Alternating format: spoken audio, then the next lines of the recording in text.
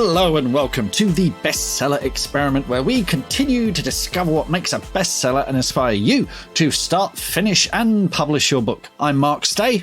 And I'm Mark DeVoe. I'd like to say thank you to everyone who's been with us for many, many years listening to this podcast. And also thank you if you've just discovered us today. Welcome. And we look forward to taking you on a bit of a bonkers ride over the next 45 minutes to an hour or so.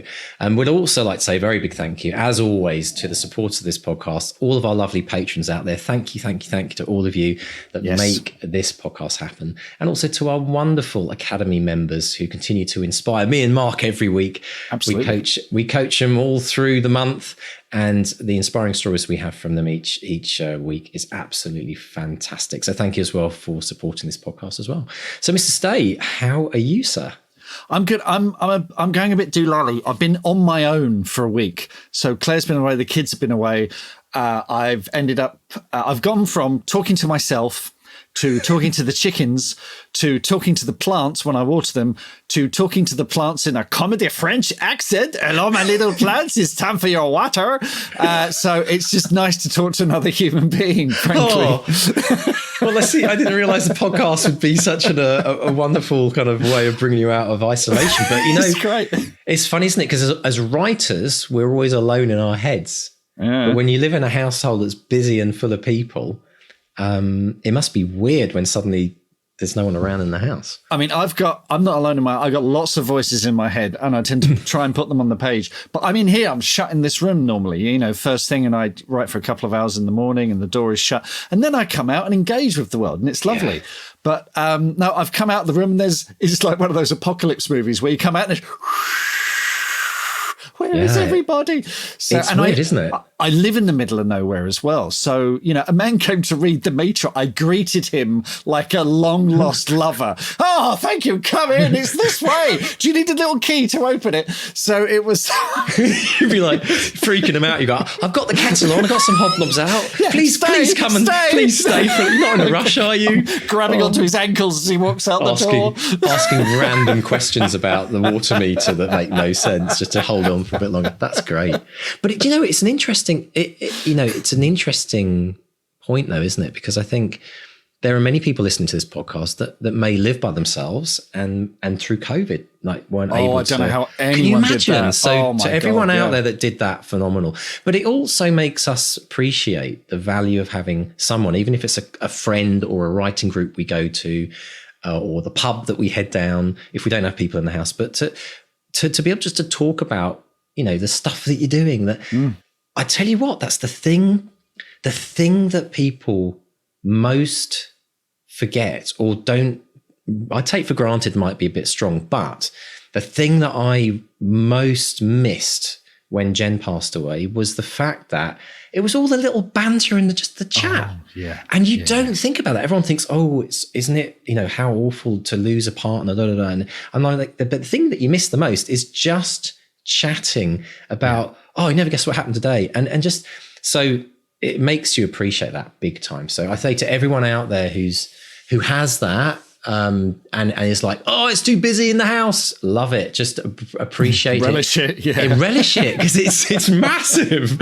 But and for everyone who's by themselves and kids have left home and or you might be retired or you might have lost your partner in any stage of life, it's appreciating those groups that you do have outside of the home because it's important, isn't it? I think especially for writers, Mark, I think it's different when you go to work and you're around people all day and you're like, I just want some peace and quiet at home, right? But for people that write at home like you, and then, it's huge. So, very interesting. Really, really good. Well, speaking of huge crowds of people, hey, what a segue. Nice. If you're listening to this on the Monday, on Sunday, 21st of May, I'm going to be at the MDC Comic Con, which is at Quex Park in Birchington in Kent. It's just up the road from me. It's going to be so much fun. I'm going to be there. Some other authors are going to be there signing stuff. So Kit Cox, Malcolm Dixon, FMA Dixon, and also one guest. So they have actors there and stuff like that. And they've got people from Game of Thrones. Chris Barry's going to be there, from Red Dwarf. himself. But one of the actors who's going to be there is a guy called Paul Warren, who played one of the Red Caps in Unwelcome. So he's a guy who specialises in monsters and creatures. And he was Mr. Sniff. He's the one who sniffs her belly and goes, "Oh, mama wicka baby." So I'm going to be seeing Paul for the first time. That's not Paul Warren from Band of Brothers, is it, Mark? Wasn't he in Band of Brothers? No. That's Rick Warden. Rick Warden was our lead Red Cap. He was so. But yeah, no, Paul. It's going to be good. It's going to be really, really good fun. Yeah, no, Paul's been in stuff like he was Harry Potter and the Order of the Phoenix. He was, in Captain America, you got the skinny Steve Rogers. Paul was the skinny Steve Rogers, and they put Chris Evans's face on his face. So it's an extraordinary career. So yeah, I'm looking forward to meeting Paul. But, we're going to be signing books and having good fun. And it is fun for the whole family. And there's cosplay and all sorts of stuff. So I'll bung a link in the show notes. Now, as a Comic-Con novice, I mean, I hear about Comic-Cons all the time, all over the world. I always assumed that Comic-Con was this big company that puts on all these exhibitions. But apparently, you said no. It's like a generic name. It's a generic term. I did not know that. So folks, if you logged onto this podcast today thinking I'm looking to learn one piece of new information, that's my piece of new information. I never realised that. I thought. Well, to be fair, I mean, you got the big San Diego Comic-Con, which is the big one, and when people talk about we're launching at Comic-Con, that's usually the one they're talking about, and it is colossal. And did it actually start off as a comic conference? It was just to do with comics, not to do with films. Comic convention. Okay. Yeah, there's always these things. Always have a very healthy backbone of comic book artists and comic books for sale and to collect, because this was it's one of these things. If you are an avid collector, there's boxes and boxes and boxes and boxes of things as well. So, there's tons for people to discover there. And it is where you'll make wonderful little discoveries. That issue you've always been looking for will be there, kind of thing. Has there ever been an equivalent of that just for authors, like where fans of authors can all show up into a massive hall and just meet their favourite authors, maybe come dressed as characters and stuff? Yeah, well, not dressing as characters maybe, but you do get literary festivals, like the Hay Festival and things like that. I know, but I mean, away from the literary stuff, just like, do you know what I mean? Like, like not Hollywood, but like a fun, like just show up, have a laugh, meet fellow readers. Is there ever anything like that? Read a con? You might be onto something there. You might have discovered something. I just think there's I put a ton of authors in the same room and how brilliant would it be to find, or maybe just something around a certain genre like science fiction authors or thriller authors. Yeah, well, that's the Comic Cons. The Comic Cons tap into science fiction, fantasy, and all that good stuff. True, yeah. You do get crime conventions as well. You do get romance conventions. There tends to be a focus on the authors and the literary stuff. There's less dressing up, I guess, because I think science fiction, fantasy lends itself to dressing up a bit more. But yeah, anywhere where geeks convene, I will be there. Excellent stuff. Excellent. Well, talking of accents, we've got a fantastic. If you like Scottish accents, folks, do we have a guest for you today? One of the best Scottish accents, I think. I just loved listening to this week's guest. We might tell us about who we've got this week. Well, he lives in Canada at the moment. That's the weird thing. He's in Edmonton, Canada. But yes, this was such a joy. Jonathan Whitelaw, he's an author, award-winning journalist and broadcaster. He's worked in Scottish politics. He moved into journalism. He's covered all sorts of stuff. He started out writing kind of an Ian Banksy kind of contemporary thriller sort of thing. And then he wrote these kind of comic horror novels. But now he's got a brand new murder mystery out, The Village Hall Vendetta. And it's absolutely brilliant. And he's had this extraordinary career with some big changes, which we talk about. But we discuss subverting tropes, establishing characters in the first chapter, and the role that Star Wars figures played in his writing career. Brilliant. So listen in, folks, and enjoy this absolutely brilliant interview with the lovely John Whitelaw. Jonathan Whitelaw, welcome to the Bestseller Experiment. How are you today, sir?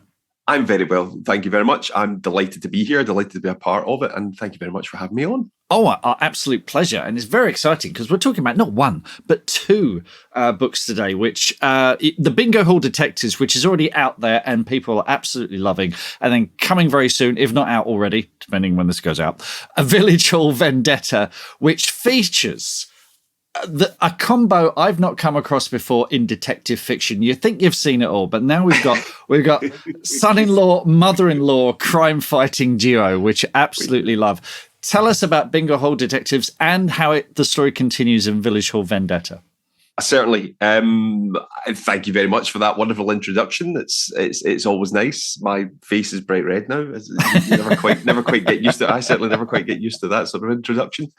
Certainly the Bingo Hall Detectives. It follows Jason and Amita, who are, as you very aptly put, a mother-in-law and son-in-law detective duo, or amateur detective duo, and it's based in and around Penrith and Cumbria in the Lake District. And they are a fractious couple, I think is fair to say, or at least start out that way. Jason's an out-of-work journalist, and Amita is a 70-year-old pillar of the community. Obviously, keen bingo player and member of the WI and all the rest of it. And in the Bingo Hall Detectives, they team up to solve the murder of another pensioner's, the murder of another pensioner of the bingo club. And they get on each other's nerves. They complement each other greatly. And one of the big things that I didn't want to do in loading in the novel, and novels, in fact, is a whole load of mother-in-law jokes, because I think we've all heard them. And actually, I wanted to really sort of explore that relationship between these two people who are brought together mostly through fate, through circumstance. You know, that there's a single person that have united these two people who probably wouldn't get on, let alone spend a lot of time, extended amount of time with each other, let alone live with each other, as Jason and Amita do. And that sort of carry on continues into the Village Hall Vendetta, where we have another murder.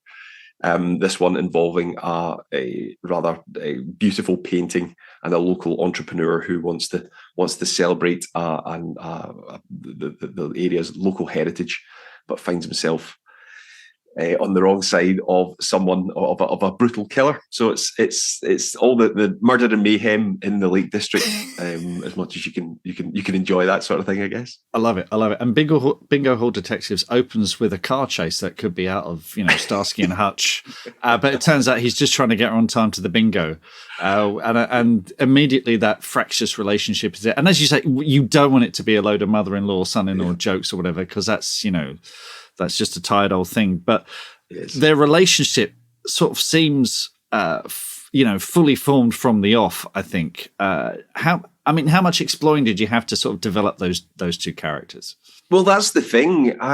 Probably more so than any other characters that I've ever written.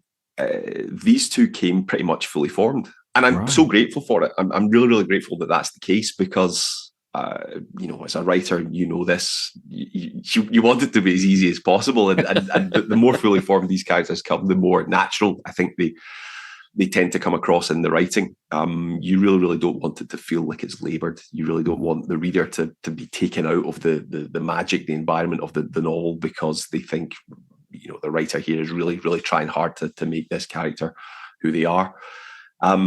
So that lightning in a bottle, it's not happened very often for me, I must admit. In fact, I can't think off the top of my head of any other sort of characters that came to me as fully formed as Jason and Amita did. And as I say, I'm hugely grateful for it. I think I love writing dialogue. I love relationships. I love the relationships with characters. I particularly enjoy the relationships between characters that don't necessarily get on. Right. And that's very much how Jason and Amita start off. Certainly, without any spoilers, they start off that way, perhaps a little bit more than they do over the course of the books and the novels. But there's always that sort of undercurrent there because of the different generation element of it. And I love the idea of putting two people that don't get on in on the same side, pulling towards the same goal. In this case, in the case of the Bingo Hall Detectives novels, they have to catch a killer. Or killers rather, and it's always good fun. I always have great fun, particularly when I'm writing scenes between just Jason and Amita, because I think they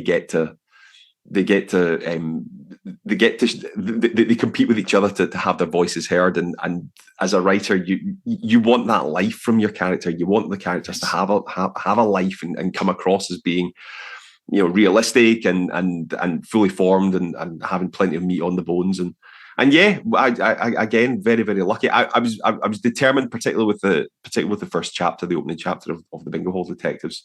I was determined to try and get that relationship across as well as possible, and it was pretty painstaking.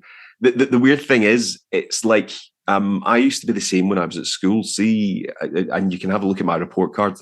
They don't make pretty reading, but I used to feel much more pressured in exams and tests and things when I knew the stuff, because I wanted to prove that I knew the stuff, as opposed to me just trying to blag my way through, A-level physics or what have you, where I didn't have a clue.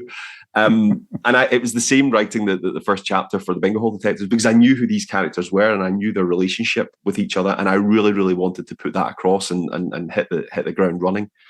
And hopefully I did. Hopefully. Yeah, no, I think, and if you listen very carefully, you'll hear our listeners grinding their teeth at the thought that someone on the show, their characters arrive fully formed. That's not fair. But I think what you've done there, you've struck on something really, really cool there, which is it's the mismatched cop, the cop buddy kind of movie thing, which was done so well. And, you'd have the crazy cop and the cop who's about to retire. But here, you've got that with son-in-law, mother-in-law, which is so much fun. Now, Bingo Hall Detectives, came out, lots of great reviews, lots of fun.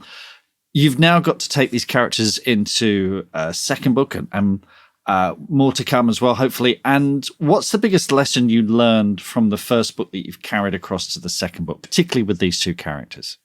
It's really interesting, really, really fascinating. I've always said that the Bingo Hall Detectives is the best thing I've ever written. I have a fantastic editor in Jen Pegg at Harper North, and she's the brains behind the operation. I'm just the muscle. I'm just the brawn, as they say. I'm certainly not the eye candy. Which is that Genevieve Pegg? Yes, it is. I used to work with her at Orion, and I concur. She is an absolute genius. There you go. She is. She absolutely is. She has this wonderful knack of being able to distill what is usually an absolute mess that I normally send into her, and she's able to distill it right down to the bones and somehow make it sound like I've done all the work. So bless her. As I said, she's the brains behind the operation. It's the best thing that I've ever written. The Bingo Hall Detectives, and I'm immensely proud. I'm immensely proud of all my work, but I'm immensely proud of the Bingo Hall Detectives. And the problem that I found with the Village Hall Vendetta in particular is that you've got to do that and then do it again, but bigger and better. And weirdly, I think the Village Hall Vendetta, I found that's probably the most pressure that I've felt writing a book. Piled on, I should point out, obviously, it's been piled on entirely by myself, not just with the sort of expectation, given what I've just said about the Bingo Hall Detectives, but with the editorial team, Jen included, at Harper North, who are so supportive and so enthusiastic for the whole series. But also the readers who have said such wonderful things about the characters in particular, about Jason and Amit in particular. Listen, don't get me wrong, it's a lovely pressure to have. It's not real pressure. There's a lot bigger and greater pressure going on in the world outside of my study and my laptop and the Bingo Hall Detectives. But it is something that I felt, and I was very surprised at it. I was really, really surprised because I used to be a journalist and worked to tight deadlines and all the other pressures that come with that sort of job. And I really was not expecting it with Village Hall Vendetta. And I'm glad to say that I was able to sort of push through it. And again, Jen being the wonderful editor that she is, we worked through that pressure and worked through those fears that I had to hopefully deliver another enjoyable mystery. Well, let's talk about how you did cope with that, because I think that it is absolutely true, because a lot of people listening to this will be thinking, I just want to get my first novel out there, and maybe it is a series, a crime series or whatever. But that we have talked about that difficult second novel many, many times, particularly if you've got something that people do love. You've got characters that love, and they're precious to you as well. Yeah. Are you able to shut the world out, or is it using Jen and the publisher as a kind of support group? How are you? And I'd be interested to know how much of the second book you got done before the first book came out, because that can make a difference, can't it? It can. I'm a workaholic when it comes to. I'm probably workaholic full stop, but particularly when it comes to my writing. And one thing that I enjoy doing it. First and foremost, I enjoy doing it. That's why I do it. And I think I often find that having the hindsight of knowing what's coming next will help with when it comes to the edits. And it certainly did. It certainly did. I was given a piece of advice. I think it was years ago now, actually, because I took some time off between finishing the first draft and doing the edits and things like that for the Bingo Hall Detectives before it came out, before I did actually start in the Village Hall Vendetta, or what would become the Village Hall Vendetta. But that was still begun before the Bingo Hall Detectives came out. And one bit of advice that I got that I stick to, and I pass it on all the time, is when you're writing a series, to get yourself back into the headspace of that series, take a chapter and rewrite it. So, word for word, have it printed out next to you and just retype the whole thing. And I was a bit skeptical of this, quite frankly. I thought it was a bit gimmicky. But I thought, do you know what? I'll give it a go, give it the old college try. And I did it. And immediately I was back in the mindset of the characters and things. And that actually settled my nerves a bit. I was a lot more settled when it came to, because I knew that I was back in the correct frame of mind to be writing for Jason and Amita, and that dialogue and all the other sort of supporting characters and things. And I found that did make a big difference. There was still that element of, exactly as you say, it's that sort of tricky second album syndrome, tricky second book in the series syndrome, and you any author that says that they don't read reviews is a liar. Quite frankly, it is a lie. It's like authors that don't say that they say that they go into bookstores and they don't look for their book on the shelf. We all do it, right? We all do it. It's just human nature. And particularly when you get nice reviews, I think they're worse than bad reviews, because I think when you get a nice review and you see that someone, or indeed someone comes up to you at an event or a festival or what have you and says, I really love this about, Amita or Jason or the book or what have you. First and foremost, I'm always hugely humbled by it and can't quite believe that it's happening. But secondly, you do have that sort of weight of expectation, particularly with the next one, because you think, well, before all this happened, nobody knew these characters. It was just you and your editor and what have you. But now loads of people know them, and they've got an expectation as to how they're going to behave and what's going to happen to them. And they'll let you know, readers will let you know, editors let you know as well, but readers will certainly let you know if something, if Amita says something that they don't think, or they don't believe that they would have said. And that's great. That's one of the great things about being a writer is that sort of interaction with the great reading public. That tip for writing out a chapter from the previous book, I'm completely stealing that for when I start the next Woodville book. So, please do. I was so skeptical. I was so skeptical of it, and I did a 180-degree turnaround. It was remarkable. Well, let's go back to where it all started, and I want to talk about your debut novel, which couldn't be more different, I don't think. Well, I mean, it's called Morbid Relations, and it sounds like an Ian Banks novel. And as I understand it, it was written you wrote it on your commute on the train in just 6 weeks. Tell us about Morbid Relations and where that came from. Yep, absolutely. And thank you very much for that comparison to Ian, the late great Ian Banks. It's immortalised now. Thank you so much. They can't take it away from me now. Morbid Relations. It came out in 2015. So it's a sort of dark comedy about family life. And it's about a sort of failing comedian who returns to Glasgow after his mother dies, and it's about him sort of carving up the family estate, as humble as it is, and dealing with his family and his sisters and things like that, and the ghosts of the past. And I wrote the whole thing in about 6 weeks, because I was living in Edinburgh at the time and I was working in Glasgow. So I had back then, it was about an hour on the train there and then an hour on the train back. So I had this really, really intense, really, really focused writing routine, which has changed enormously since then. Right. And changed 1,000 times since then, and it was good. It was great fun. It was fantastic fun. I would just literally plug in when I sat down on the train and then do the same when I was coming back. with a shift of being a journalist in between. And I learned so much from it, from the process of it. I learned so much because I think back then I know that I didn't know what kind of writer I wanted to be.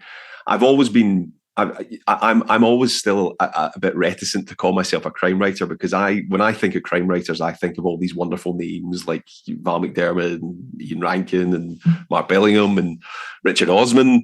And I still get that sort of imposter syndrome. My skin's tingling a little bit just saying those names and then thinking that I'm also a crime writer. And I've always been of that belief that I'm not clever enough to write a crime novel.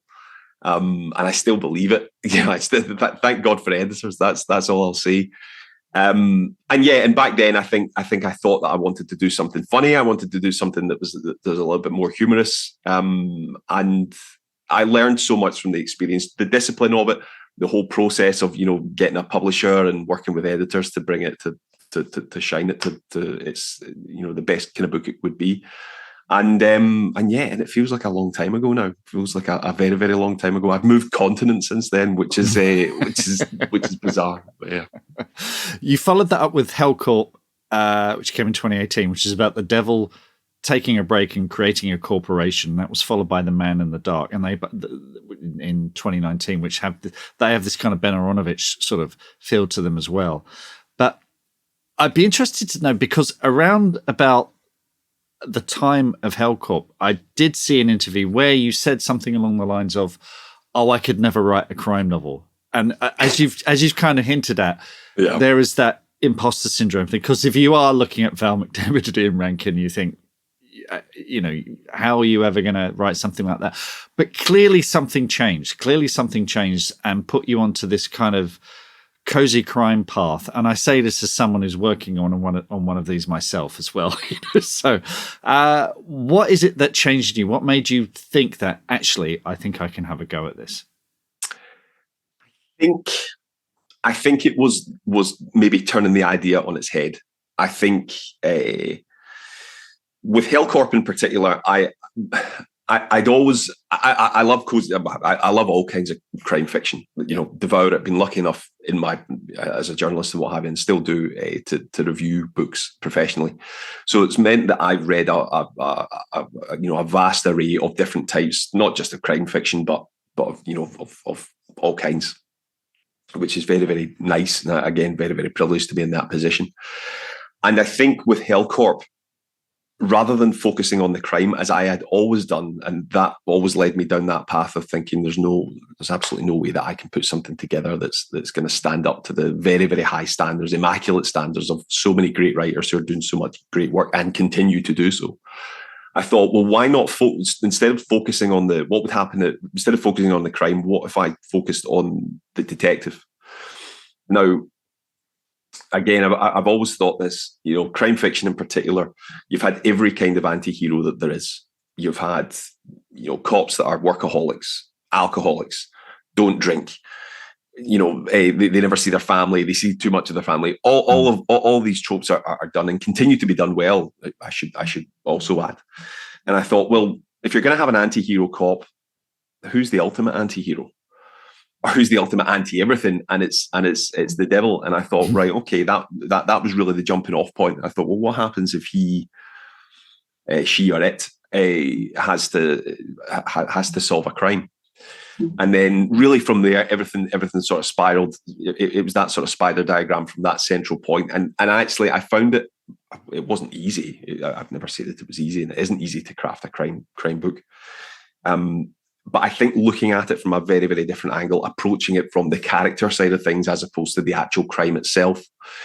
And also, I think we're talking about humor.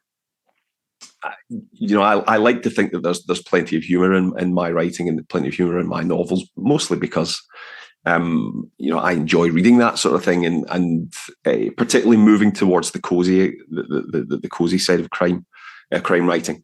You have a lot more room for that. And again, I probably find that that's more of a strength of my writing than, say, forensic detail of crime scene investigations and things like that. And again, I'm very, very lucky to know quite a lot of crime writers now.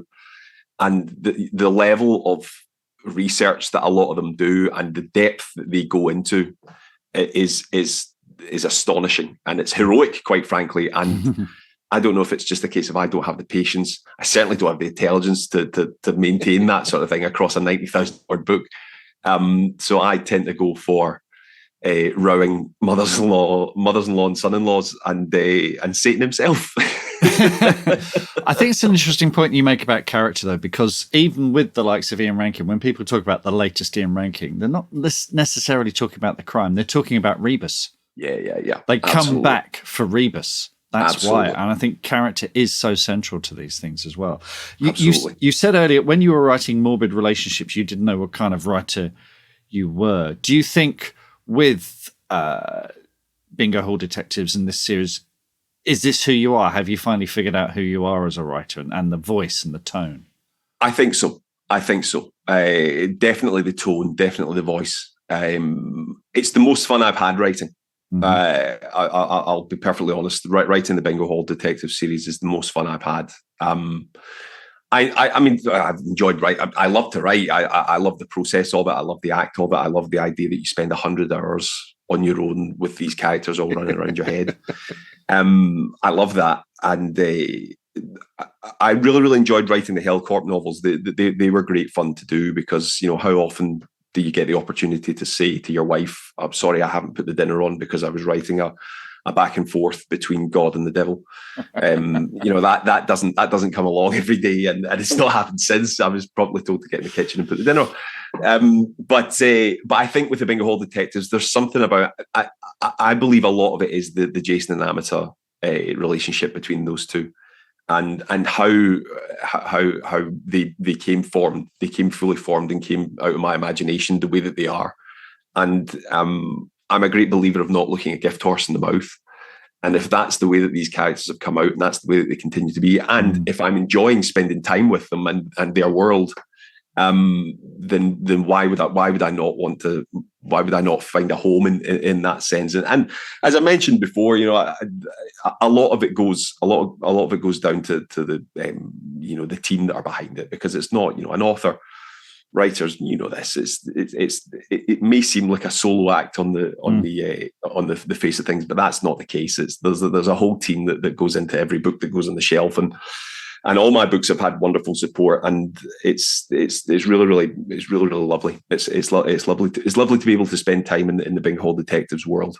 And it's one thing, actually, funnily enough, as we mentioned before, I did miss when I wasn't writing them after the first one and the edits were finished. I missed them. I missed the characters. I missed the world. I missed the setting. And I think there's something about cozy crime in particular that maybe evokes that, particularly for me.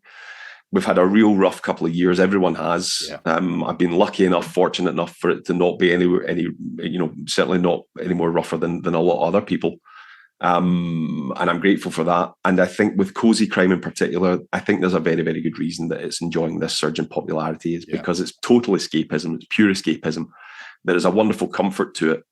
I get massive comfort from writing the Bingo Hall Detectives, and if some of that comes across on the page and I'm able to do that for a reader, then that's the best gift that I could ever be given as a writer, really. No, totally.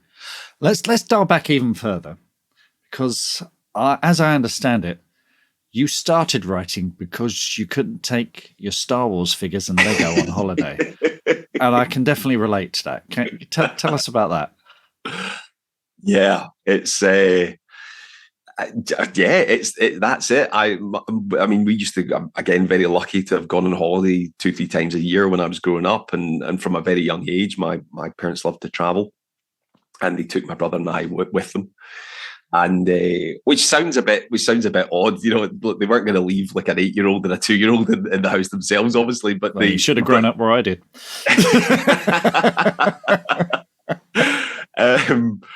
So yeah, I mean, that's it. We used to went all over the world, and of course, there are baggage limitations, and I would have taken, that's the thing. There was one year that I was allowed to take some action figures with me, and I think it was Christmas. It was Christmas or New Year, and we went up to Aberdeen for the week, and we took the bus. We went on a coach. It was like a coach trip organised, or it was organised for us. And I had got, there was a Jerry Anderson show in the 90s called Space Precinct, which was live action, and I loved this. I loved this show. It was on a Monday night on BBC Two. I remember it. I got for Christmas, I got like the police cruiser. So it was set in the future, set in like the 24th century or what have you. And I got the police cruiser, and I said, "Please, can I take it? Please, please, please." And my mother eventually, gave in. So all our bags and things like that went in the hold of the coach, but we had carry-on bags as well. And I had my police cruiser in this, and we're driving up I don't know what road it was that we took back then, because this is like 20, 25 years ago now. And every bump in the road, the sirens would go off on this police cruiser, and the bus driver would have to then slow down because he thought the police were coming. And it happened maybe about twice. Happened about twice before I clocked what was going on, and I kept my mouth shut. And then it happened maybe another dozen times, and I could hear the driver at the front, bless him, going, "What is that? What, there was nothing outside. It was all coming from this toy that was a couple of feet above his head." And then that was it. There was a blanket ban on me taking anything on holiday, which is perfectly understandable. So what I used to do was, I'd always have a writing pad, and I used to do a lot of drawing and sketching and things like that when I was younger. But what I used to do was I would write out the stories that I was then going to play out with my Star Wars and Batman and Thunderbirds and all the rest of it, and Lego when I got home. And I did. And usually what I found was, when I had the action figures and the Lego and stuff like that, when I got home, it was a lot better than what I'd written. So it speaks volumes, really. It speaks volumes. Fantastic. Now, I saw recently, there's a video of you on Facebook signing a contract like a centre forward for a football team. So tell us about, does this mean there's going to be more adventures from Jason and Amita? Well, firstly, thank you for that comparison. That's exactly what I was going for. I am at heart a field footballer, so this is how I get my kicks these days. But yes, I am delighted that there's going to be another two, at least another two. So 2024 and 2025. So the third and fourth in the series, and I'm ecstatic, absolutely ecstatic. Not just because it's more books and stuff like that, but it's continuing to work with the brilliant team, as I've gushed about already countless times in the course of this interview. But it's continuing that work with the brilliant team, and again, like I say, just to spend more time in that world with those characters. Fantastic. Well, we're really, really looking forward to it, Jonathan. And folks, until then, Bingo Hall Detectives and Village Hall Vendetta are out there now. Go grab a copy. Jonathan, great to speak to you, and hope to speak to you again real soon. An absolute pleasure. Thank you. What are your writing dreams? Finishing that book, quitting the day job, becoming a best-selling author? Well, over 4 years, we've studied the advice of over 300 best-selling authors who've collectively sold over 500 million books. And we are excited to announce the Bestseller Academy. If you're ready to take your writing to the next level with accountability, craft, and coaching, your bestseller dreams are now only a click away. To find out more and apply, visit bestsellerexperiment.com/academy. That's bestsellerexperiment.com/academy.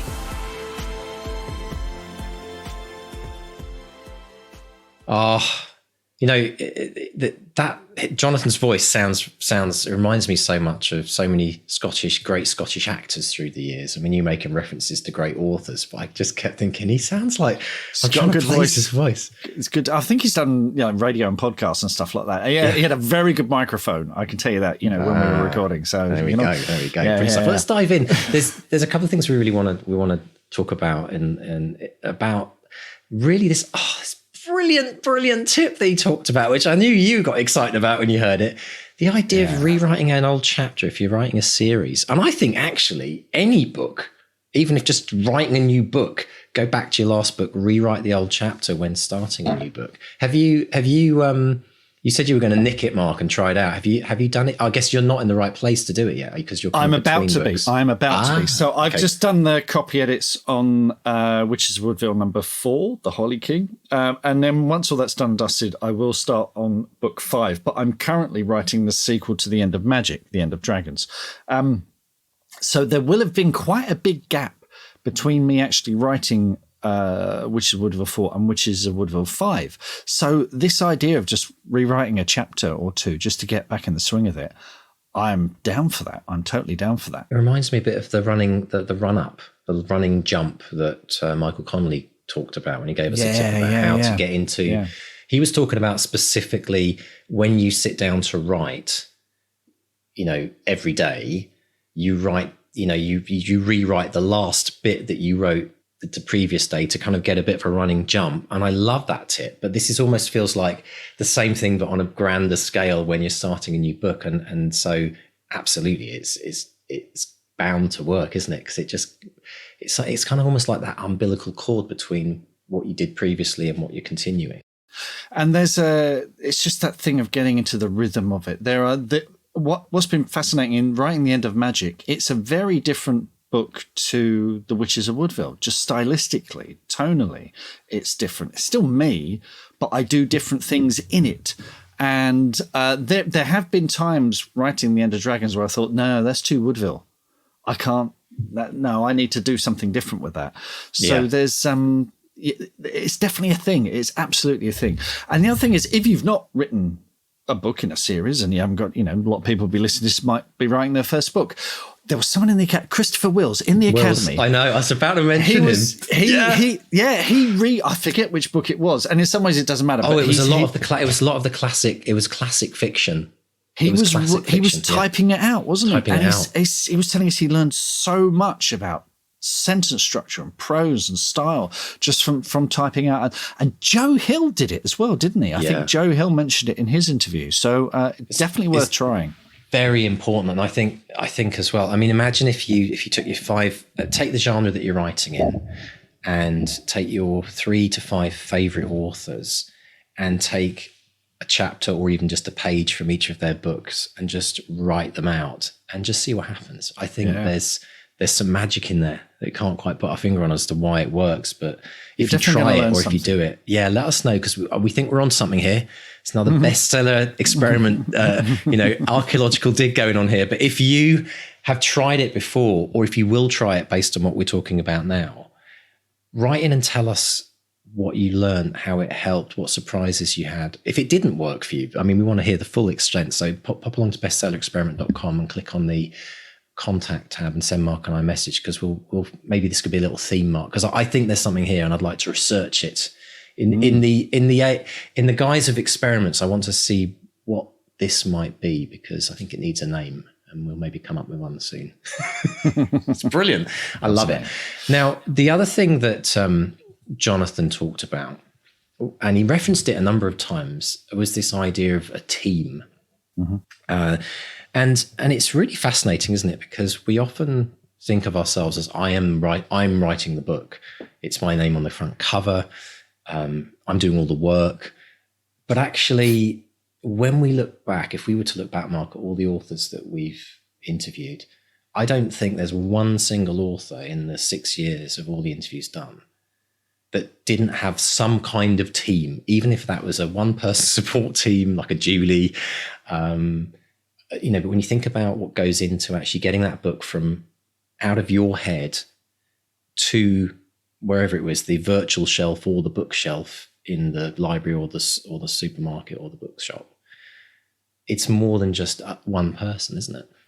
Well, I've just done my acknowledgements for The Holly King, the next Witches book. And here's a top tip for you. If you've started writing the first draft of your book, create a little file, or if you're in Scrivener, create a little folder called acknowledgements and do it as you go, because there's nothing worse than getting to the weekend where they say, we're going to typesetting, we need your acknowledgements. You think, oh, blimey, who did that? Always forget the most important person or someone who's been really valuable. Yeah, absolutely. Do it as you go. So I've just done mine, and a dozen people at least. I had people who helped me because I've got a character who has PTSD. I had two former soldiers who helped me with that, talked about their experiences with PTSD.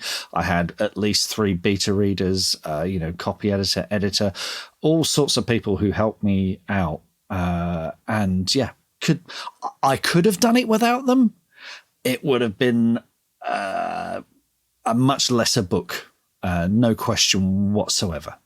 These people, or they give you gifts, and it's up to you what you do with it. And you can you can put it in your book or not. But absolutely. I think anyone that even influences your thinking around your book is worth an acknowledgement, and the other flip side of it is I think when people are acknowledged, there's something really, because it's like on written word, it's like printed on paper, or it's printed on, even if it's an ebook, it's still there as part of this amazing thing that you've created, this book that you're putting out to the world. There's something incredibly lovely about getting a acknowledgement. It's one of those life milestones. When somebody gets acknowledged in a book, I think it's and I say that like from the heart, because I to thank everyone that acknowledges us in their books and then sends us their book.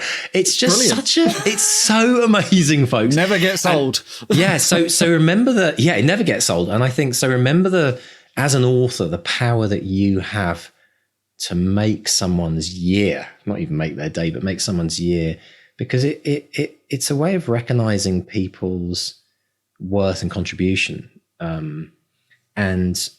I think you're right, Mark. I think that we did that for Back to Reality. I remember we had a list, and as we went along, we're like, and just case in point, I mean, we had so many acknowledgements in our book because it was a huge team effort. Yeah, me and you wrote the thing, but like when we look outside of it, I always say, it's like, it's your name on the front cover. But if you think about do you remember the brilliant like CD inlay cards, and you go to the acknowledgements, and there'd be literally 2 or 3 pages of all the people, whether they played a penny whistle or whatever on someone's album. I think it's really important. It takes at least a village to write a book, and that's another tip for people is if you're not inclined to ask for help, as in every single person in the world, pretty much, that's a really important thing you have to develop as an author, because asking for help is hard.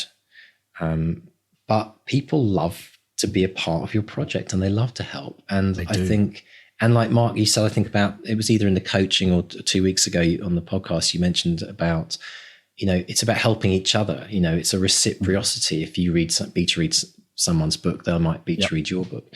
And I just think we have to create, we have done in the academy, we've created this kind of environment of asking for help. We encourage it. We celebrate it. And because we need to all get better at doing it, because actually that's where community comes from. Community is people coming together and being with each other, helping each other, listening to each other, supporting each other.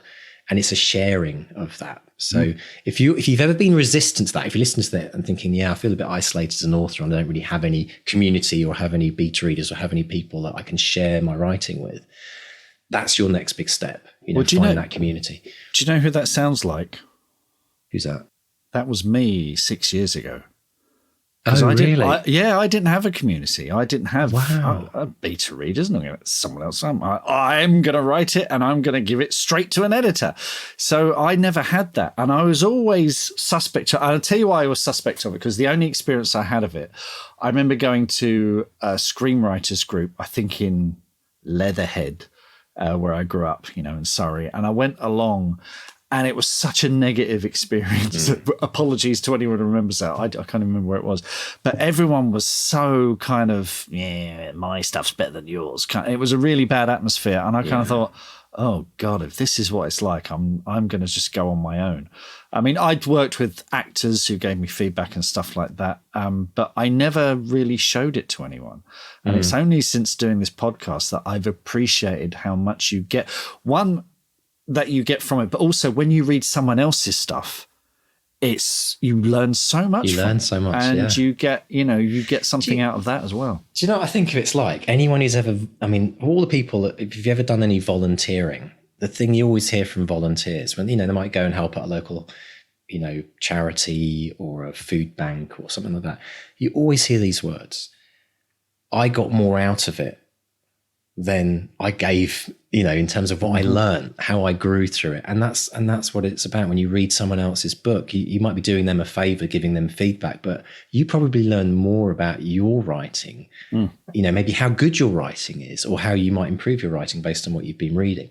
And there's this hidden gift in all of that in terms of sharing. But it also, what you just said, Mark, is really fascinating as well, isn't it? Because there's moments in life where you have to stop and take stock of where you've grown to, where you've gone to and where you've grown to, because it's easy week by week to not see that transition, a bit like when your kids are growing up, and you're with them all the time, you don't see those incremental like millimeters. But when auntie walks into the door, I know I always use this analogy and you're probably like, oh, I've heard this a million times, but I'll say it again because it's relevant. It's like when auntie walks in, it's like, oh my gosh, how have you grown? Like 2 inches taller.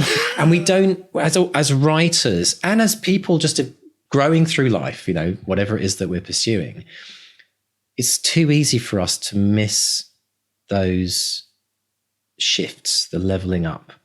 And what you just said there, Mark, it made me think, of course, I didn't even realize that over the 6 years, you've gone from being, on your own doing it to like, if honestly, of everyone I know in the world right now, you're probably the most integrated community member of any community I can think of. All the people that you're working with, the BXP team, the Academy, the films, just such a massive, and going and doing all the, all of the conventions and book signings and things. It's like, and that's what makes life rich as well. It's having that incredible group of people, to help and cheer on and support. And I think that's part of the elixir of life, Mark, right there. I think it's right. Well, it's what makes life brings valuable. Us back. Yeah, it sort of brings us back to the beginning of the show where I was talking about being on my own, and I'm doing all stuff on my own in here. And when I walk out there, if there's no one else in the house, there's a part of me thinking, oh, what's the point? I know. It's like that classic thing about, what would you do if you were on your own on a desert island? And all the teenagers, all the teenagers in the reasonably recent survey said, what one item would they bring? They said their mobile phone. Not realizing, of course, that there's going to be naffle reception in a desert island in the middle of nowhere. But it's this idea of I need connection, right? If I'm by myself, what do you most need? Oh, I need connection. I need other people to at least chat with. Yeah. Fascinating stuff. But folks, if you've enjoyed this, we're going to get even deeper. Oh, I can feel it coming, Mark. We know we've got a big, really important thing. If you like the idea of how to establish characters, Mark's going to run through some top tips in the extended edition of this podcast. Mark's tips for establishing characters, which is something that Jonathan talked about. We're going to deep dive into that. Also, we're going to talk about this idea of comparing yourself to other writers, especially your heroes. There's something I want to share about that, which is pretty fascinating from a psychological point of view.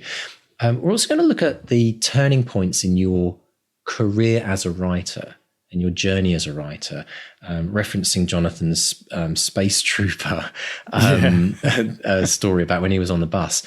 Thinking about when those moments have happened for you, what those moments might be for you in your future. We're going to dive into that. And we're also going to talk a little bit more about milestones and the importance of celebrating those milestones. And we've got a new one to add to the list. So check that out. If you'd like to join us for the extended edition, it's for patrons and Academy members. And to get that, you simply go to bestsellerexperiment.com/support, sign up to become a patron, and you will get all of these great goodies, including the extended edition. So welcome, folks, to the extended edition of this podcast. And we're going to dive straight in.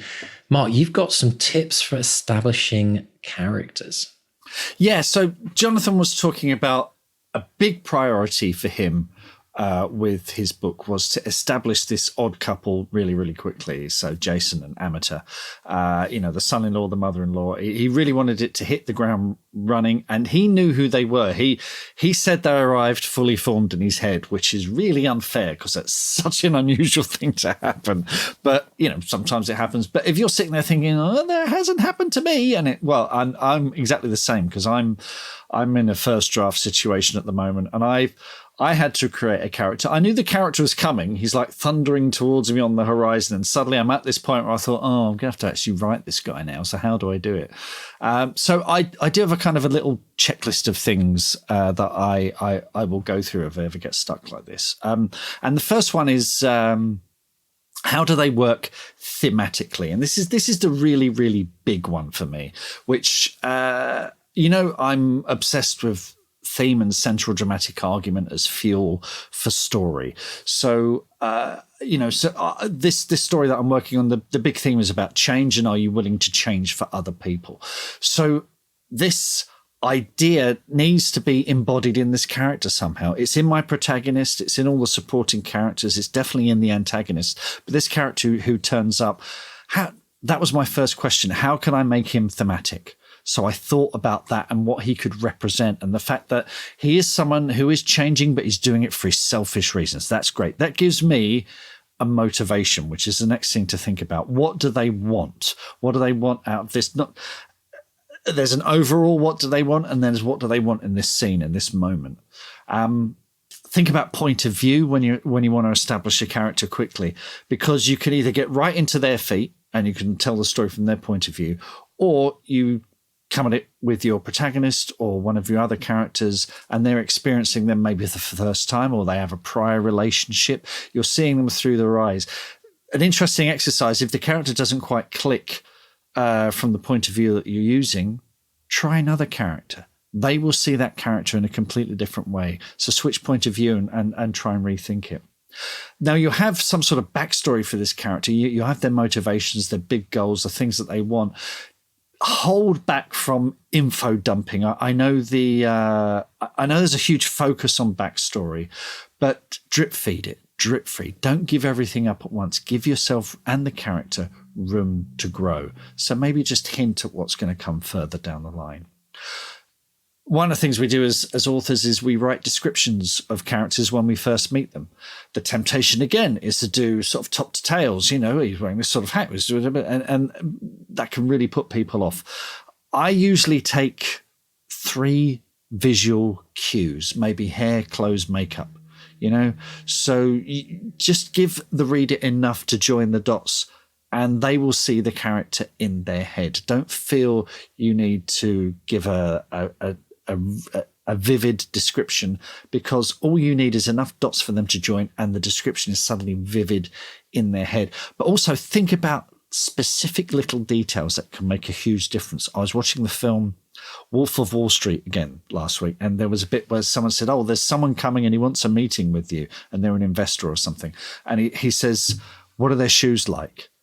And the other person goes, expensive. And he's like, great, I'll speak to them. So little things like the kind of shoes that they wear, the glasses that they wear, maybe the way they carry themselves, the way they do a tie. Look for little things that are tells, that give you something about them. Similarly with mannerisms, they might have a mannerism. They might flick their hair, or they may... I was talking to someone the other day who would not leave their nose alone. Right, they weren't picking their nose. They were sort of doing this weird thing where they were sort of rubbing the side of it. And as I'm watching them do it, I end up doing it as well. And it's just so look for little mannerisms that tell you something about them. A big one is the flaw, the fatal flaw. What's the one thing that will always trip them up?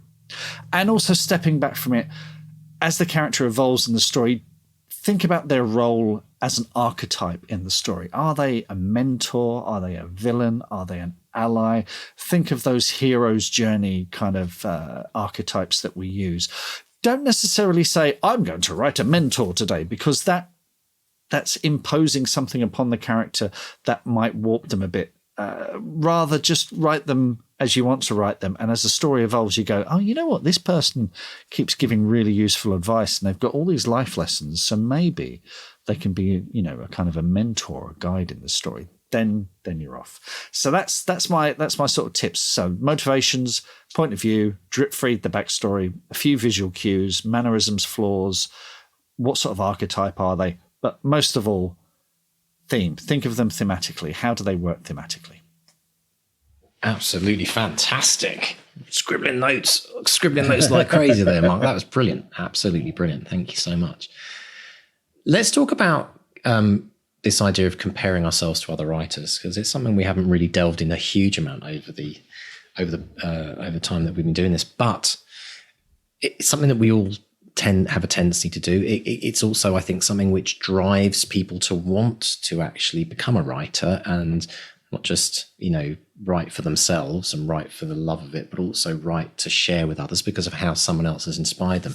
But what I loved about Jonathan's words that he said was this idea of how he finds it quite, he's quite humble in many ways of being compared to some of the great writers. And it made me think, Mark, that I wonder if, even if you're one of the most successful authors in the world who sold, multiple millions of books, you've had movies made from your films, you're on an all-time list, you've won awards, even those people must still sometimes pinch themselves when they're compared with their favorite author, like a Tolkien or, a Dickens and I just wonder if it's a thing that no matter where you're at in your writing, that's always going to exist. Yeah, and there are pros and cons to this as well, aren't there? I mean, the pros are you can use it as a marketing thing. If you get a review that says, "Hey, this is just like Ian Rankin," brilliant, we're putting that on the cover. That gives the reader a steer, and it's a great marketing tool, and it's a little kind of ego boost for the author as well, which is wonderful. Yeah.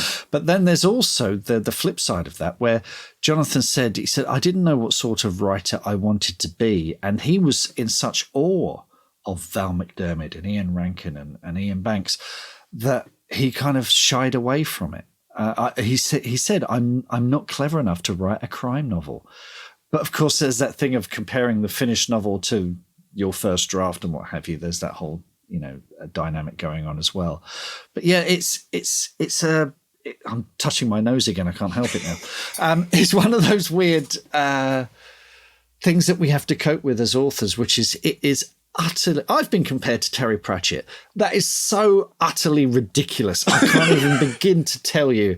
I am not worthy to touch the hem of his cloak, but I use it in marketing because it gives people a steer. But let's jump on that a sec. Because you're all in with Terry. I mean, he is. I would say if there's like a top three, my top shelf, the whole top shelf. He is, and we all have, and we should all have that author in our life.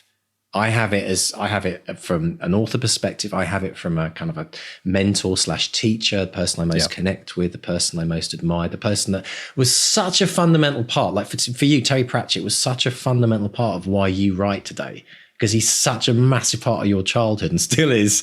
No question. And so we all need that. And I think every person has at least that person or a collection of those people that they feel so deeply indebted to in many ways for the incredible work. And that's exactly how it should be, because that's one of the amazing legacies that authors leave other authors and readers. But there are people out there, Mark, who genuinely have read a Terry Pratchett book and have read a Witches of Woodville book and prefer Witches of Woodville. And to you, that might seem. I don't know about that. No. You see, what's happening? What's happening right there is you're instantly projecting your connection with Terry and how much you and they might not have read all of Terry Pratchett's book. He might not be their jam, to be honest. I know it's hard for you to believe that. Crazy talk. It's crazy talk, but this is the magic of writing. And this is the bit I think as authors where I think if somebody does say, "Oh, I preferred it to Terry Pratchett," then totally embrace it and people should never project their connection. I think honestly, it's like you say, it's probably one of the best things that an author can hear when they're compared to their favorite author or better. But I say, love it, embrace it.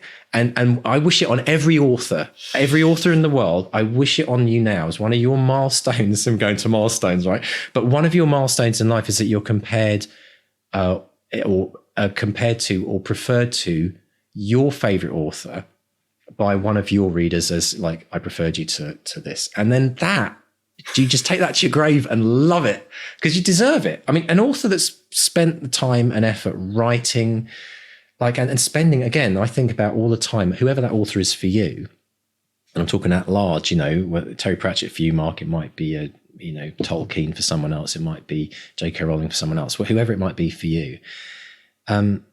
You've invested so much time reading their books and being a part of their world. And part of the reward for that as the reader is you've kind of, through osmosis, you've kind of been inspired to then want to write. And part of Terry definitely lives in your books, Mark. I know it. He will in some way. And it's like, even in the Beatles, parts of the people that inspired them when they played all their covers for hundreds of hours, the Beatles were, again, going back to this idea of it takes a village to write a book. I mean, you could say going backwards, it does as well. All the people that inspired us along the way, of which there are thousands, hundreds, thousands. So I really wish on everyone that you get that comparison that makes you feel like crazy talk, as you say, Mark, because I think it's an acknowledgement that, for that individual or for those groups of people that say that, that's true to them. And it's like, we can't deny them that truth, right? I think it's brilliant. So I think that's a massive milestone. As you're talking about milestones, the one I haven't had, but I'm sure other is to be on the other end of that, where someone goes, that fella, he really writes like Mark Stay. And I've not had that yet.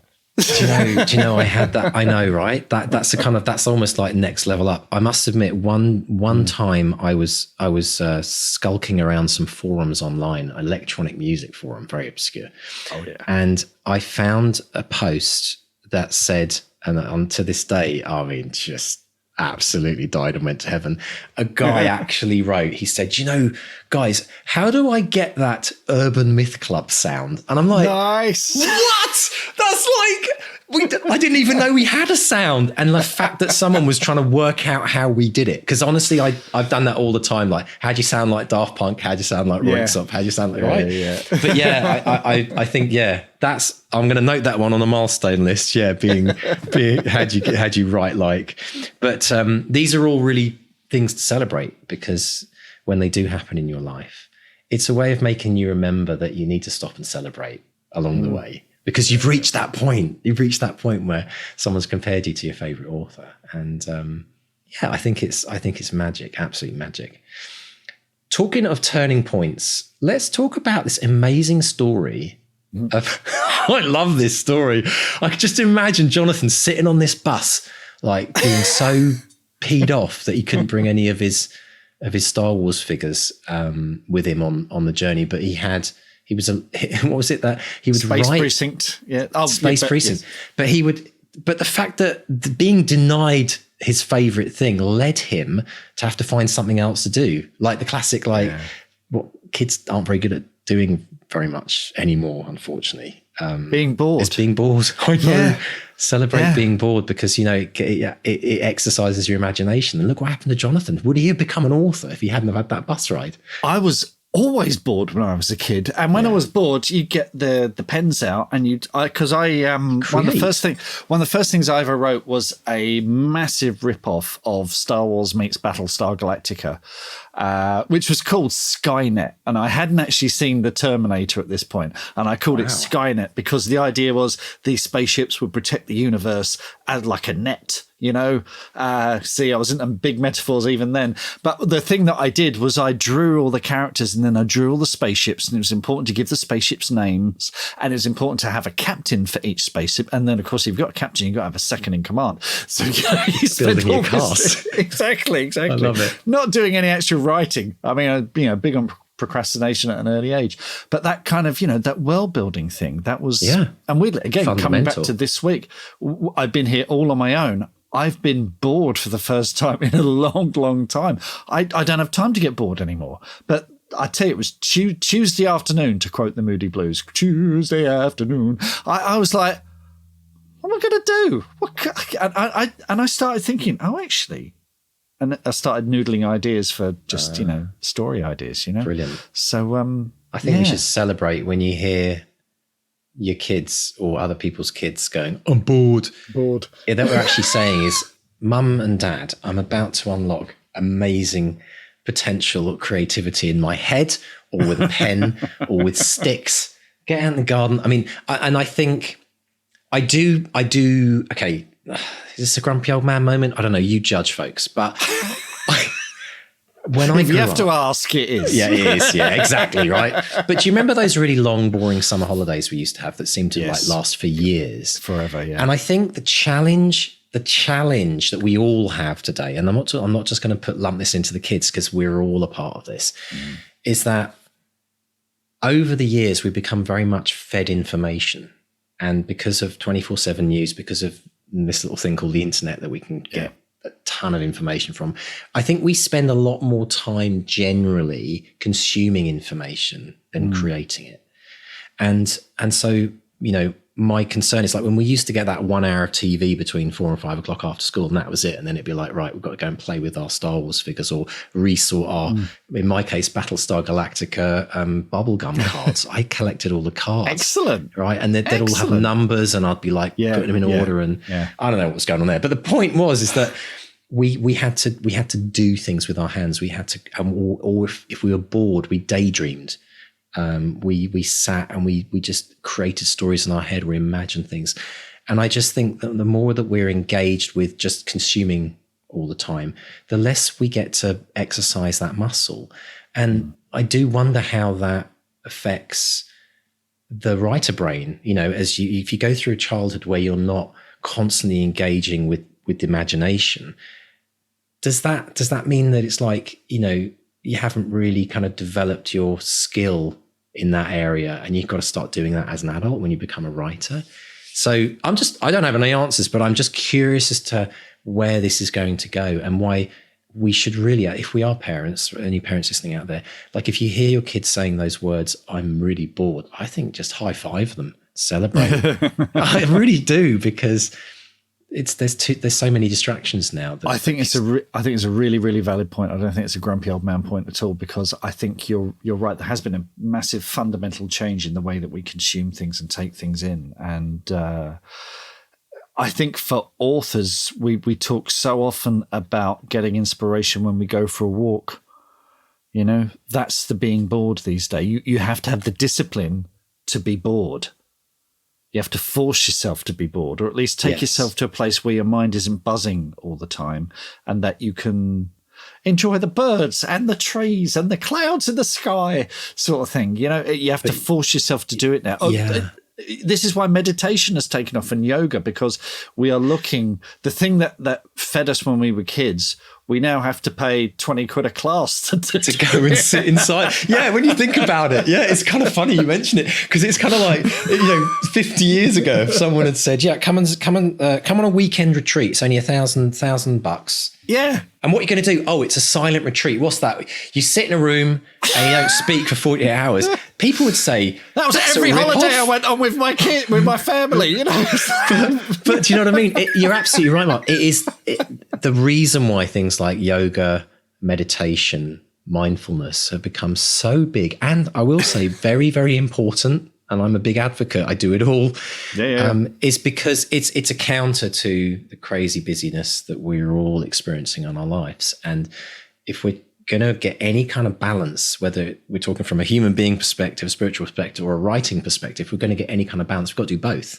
And going for that walk is a way of forcing yourself. It's hard to walk. I mean, people still do it. They walk with their phones still, or they're listening to stuff. Maybe, hey, I don't want to say, if you listen to the podcast walking right now, that's totally valid. Don't turn us off. I do. I do it too. Yeah. But I do as well. But it's I think it's a very, very important point. Just to reflect in each and of our own lives, wherever you're at, whoever you are, wherever your situation is, sit back and ask yourself, how much time do I spend imagining?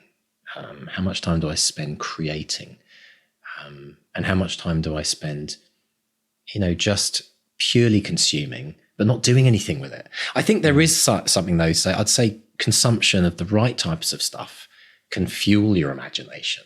That's the rocket a balance, fuel. Isn't it? It's a balance. There's a you balance don't want to switch off, and like some people I know, they go and retreat and they say, right, I'm not engaging with anything for the next month. That maybe is a bit too kind of, all or nothing, but to be continued. I think that's an interesting one. Now, finally, on this extended, we're going to talk about a new milestone, which I absolutely love. I'm collecting milestones right now. I'm building a list, which we're going to talk about later on. But this idea, Jonathan Whitelaw had a photo op signing. Now, was that for his book deal? What was the signing for? It was for the book deal. I'll have to dig out the link. I've got it somewhere. I think I found it while I was scrolling through his Twitter feed, and there's a picture of him. That classic. Yeah. I mean, in the UK, it's Arsenal signs new centre forward, and they'll be sitting there, and there'll be someone sort of looming over them, making sure they're actually signing it, and they've got a pen and they look at the camera, and it's a moment that's staged. But this idea that he's doing it with his book deal, which is weird because my last book deals, the signatures have all been digital. You get those things. Where it's not even my signature. It goes click here and we'll create a signature for you. Yeah, I know. Choose which one you want. Like, what's all that about? I thought the whole point was it was your signature. Yeah, right. But no, it's funny. My daughter signed to the in North America. There's a big thing about like varsity teams. So you leave high school and you sign to like the football team or the hockey team. Or my daughter signed to the track team at her university. She got headhunted, and there were 3 or 4 universities competing after her signature, literally. And she had that photo, and I thought, how brilliant! Like, what a great! And they all do it because that's how they show that they've recruited a new athlete to the team. They put the photo up, and I think every author should do it. Doesn't matter if you're signing a book deal or. Okay, we've got to come up with an idea here, Mark, for the indie authors. What's the moment where you could do the photo op if you're an indie author? Would it be when you're... I mean, because we know that one of the big milestones is you get the book, you get the box unboxing, you get your first... That's a really important moment. Maybe it should be the signing of your first book to your number one person that you're going to send it to say thank you. Yes. That's a good one. You're sitting with the book and you're signing the page. You look up, you get someone to take a photo of you, and that's your book signing moment. There you go. So if you're an indie author, you shouldn't miss out on the celebration of that moment. Absolutely. I mean, some indie authors, they will sell the rights of this, that, and the other. So there are those opportunities further down the line. But for most of us, that's a good one. Excellent. And every single time you can, and actually we want those photos as well. Send us a picture of you signing your book to your number one thank you, whoever that might be. We want to start seeing book signings in a different way to signify contract that signings. To signify that moment, that milestone in your life, whether you're an indie author. And you know what? Even if you're a published author and you've done the signature, do that in your first book as well. I think that's a very valid thing. We'll come up with a name for it, and we'll push it out there on the main podcast at some point. Brilliant stuff. Excellent. Well, thank you so much, folks, for continuing to support this podcast. We so appreciate you, and I look forward to chatting more extensions next week. So, Mark, what's happening on social media this week? Social media, got a lovely one from Susie Edge. Now, Susie Edge, she did a deep dive with us, talking about how she used TikTok to sort of drive pre-orders for a book, Mortal Monarchs.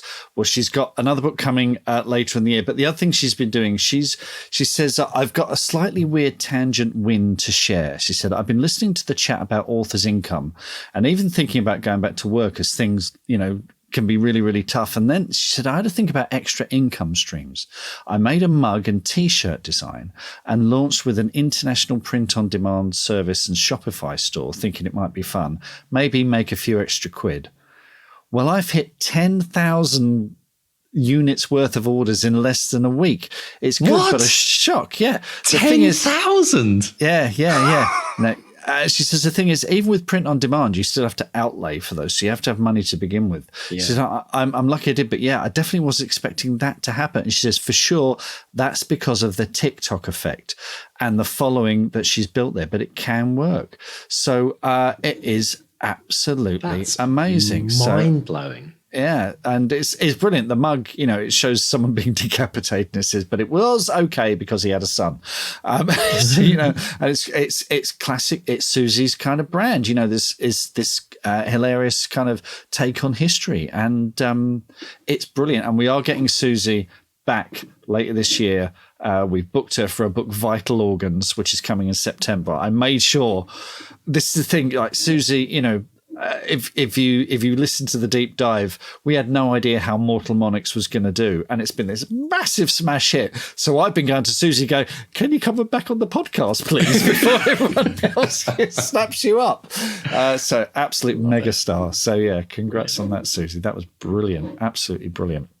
And yes, just more and more people are doing the 200 words write every day in May challenge. So we've got Phil Oddie wrote 363 words today, in which nothing really happened, but you could cut the tension with a knife. So my favorite kind of scene. So excellent stuff there. And then we got Alyssa Eakins, who we did mention previously. And I just want to give her a quick mention because she said, there I was cleaning the crud off my chicken eggs with my headphones on. Now, I read that as cleaning the crud off her chicken eggs with her headphones, which is a bad idea. But I totally hear you, Alyssa, because we have chickens and, you know, we leave the crud on, actually. And she said, when I heard my name mentioned on the podcast, and she, again, is doing the 200 words a day, right, every day in May.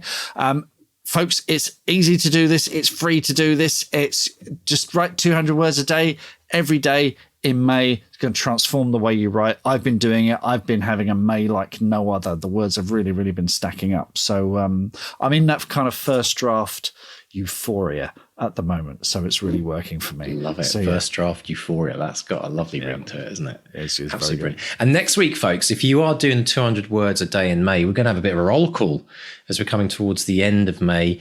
Next week, we will. If you've been like submitting your words, pop into the podcast next week to maybe hear your name shouted out. So, folks, thank you so much for listening today. It's been an absolute pleasure journeying with you, and we all wish you an amazing writing week over the next 7 days. We'll be back next week. But Mark, before we go, if people like to get in contact with us or pop us a note on socials, where can they find us? Yes, we are on Facebook as Bestseller Experiment, Twitter and Instagram as @BestsellerXP. And listen, if you've enjoyed this episode, if you listened to Jonathan, you've been inspired, then give us a rating. Pop along to wherever you get your podcast from. There'll be some sort of rating thingy there. 5 stars would be nice. That would be good. That makes us more visible. It's not for us. It's for all the writers out there listening who will be able to find us and get inspired. It's not for us, is it? It's not. It's not. Nothing for us. It's not, honestly. No. So, yeah, do that if you can, or a review would be nice. And a big thank you to our editors, JD and Dave, who have a lot to do this week. They certainly do. And also, if you would like to get our weekly newsletter telling you all about the podcast that's coming out, what we both learned from it and what you can learn from it as well, pop along to bestsellerexperiment.com and click on the newsletter tab in the navigation. Pop your email address in there and we'll make sure to send you that regular newsletter. And if you've been inspired by our 200 words a day in May participants, you can still write. It's never too late to start writing. So pop along to 200wordchallenge.com to sign up, and we wish you all the best for the rest of the week. So it's a goodbye from Mark 1 and a goodbye from Mark 2, all on his own. Bye. Bye.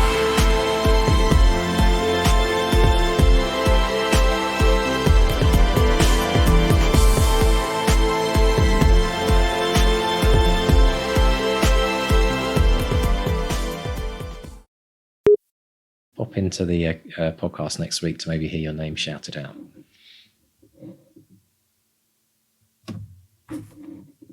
Are you waiting for me to say something? Yeah, I was actually. It was my little segue. Oh, are we done? Sorry, I was moving stuff about.